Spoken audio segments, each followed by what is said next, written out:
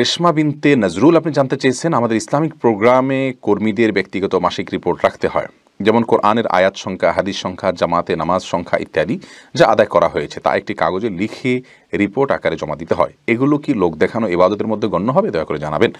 বোন রেশমা, যদি নিজের তারবিয়াত বা নিজেকে পরিশুদ্ধ করবার প্রয়োজনে নিজের হিসেব সংরক্ষণ করে নিজেকে নিজে আপনার আত্মশুদ্ধি করার, যেটাকে আমরা বলি আত্মশুদ্ধির প্রয়োজনে যদি এরকমটি করা হয়, সাধারণত এরকম আত্মশুদ্ধির জন্যই করা হয়ে থাকে, তাহলে এটা ইনশাআল্লাহ বিদিনিল্লাহ রিয়া বা লৌকিকতা পর্যন্ত যাবে না।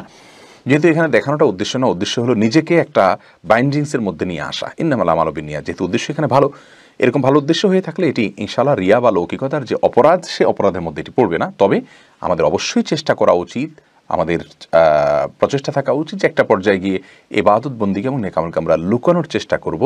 যেমনটি আমরা গুনাহগুলোকে লুকিয়ে করার চেষ্টা করি, ইবাদতকে এরকম আমরা লুকানোর চেষ্টা করব, শুধু আল্লাহকে দেখানোর চেষ্টা করবো ইনশাআল্লাহ বিদিনিল্লাহ।